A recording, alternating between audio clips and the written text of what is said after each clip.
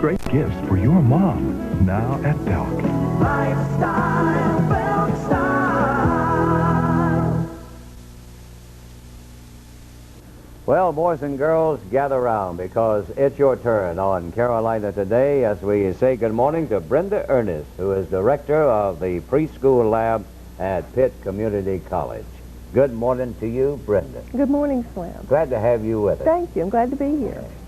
And it's time to say, I guess, good morning to the boys and girls. Good morning, boys and girls. I heard Mr. Wood say that this morning is going to be sunny and warm, and I expect a lot of you will be outside playing and having a good time today. I do hope that part of your fun today will include a book.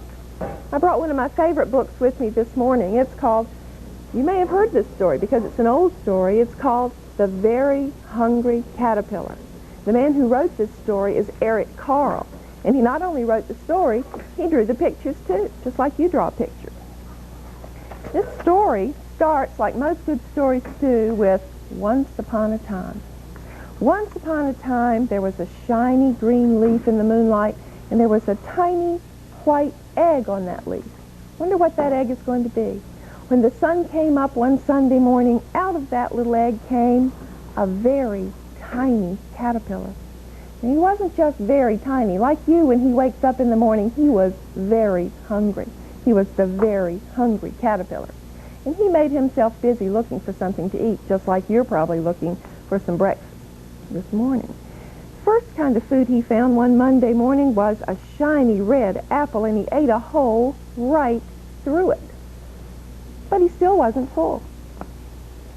So the next food he found on a Tuesday morning was 2 shiny yellow pears. But he still wasn't full. He was still hungry. The next food he found was a delicious, juicy plum on Wednesday morning, and he ate 3 of those. 3 plums. The next food he's found is something you probably have eaten just recently, and that is a juicy red strawberry on Thursday morning. He ate 4 of them. Still, he was hungry. The next food he found on a Friday morning was an orange, and he ate 5 of them. 5 juicy oranges. Still, he was hungry, and he's still kind of small. Then he made a mistake. He began to eat things like an ice cream cone. He ate an ice cream cone on Sunday morning. He ate a pickle. He ate a piece of Swiss cheese. Do you think he was full yet? No, still not full. He decided he'd try himself a cupcake. And he did. He ate a yummy chocolate cupcake. Still not full. Still not full. The caterpillar ate a piece of watermelon. Do you think he's full now? No, I'm afraid he's still not full. But he's not so small anymore either. And he kind of had a tummy ache. And so, to make himself feel better, he ate a tiny little bit of green leaf, and he took a little rest. Now look at the caterpillar. He's not a very tiny caterpillar anymore. He's not a very hungry caterpillar anymore. He's a big, fat caterpillar. And he's getting kind of sleepy. Do you get kind of sleepy sometimes when you eat a big meal? This caterpillar got sleepy, and he decided to wind himself up into a little house, as caterpillars do. And he wound himself up, and he wound himself up, and he made himself a little house. We'll call it a cocoon. And he crawled inside his cocoon, and he went to sleep. And the sun came up, and he was still asleep.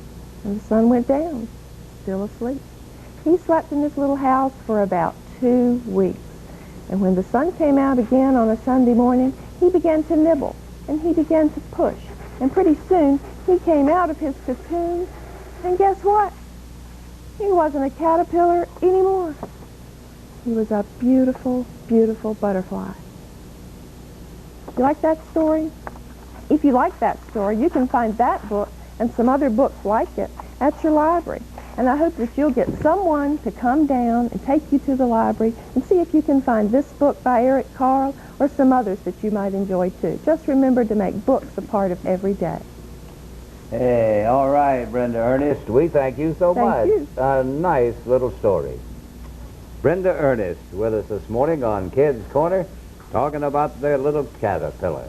And she is director of the preschool lab at Pitt Community College. Stay tuned. Back in just a moment.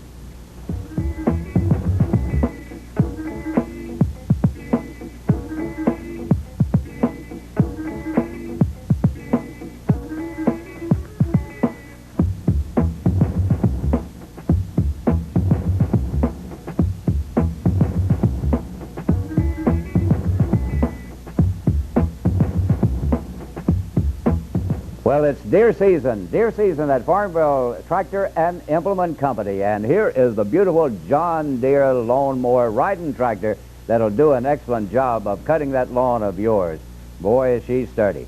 She is #1 when it comes to a lawnmower and a product. And let me tell you, Farmville Tractor and Implement Company is easy access from Greenville and surrounding area. And they're ready to help you out with a John Deere tractor. You can get them all sizes, from this size on up to big commercial size. Plus, you can get the push type, too. In-store financing is available. 90 days, same as cash. And don't forget, when it comes to parts, you can get this baby repaired. And if you have one that right now and want to repair it, these people have the John Deere parts, and they have the John Deere service. You'll be pleased and proud. So today, come on in, look them over at Farmville Tractor and Implement Company in Farmville, Highway 264. Nothing runs like a deer.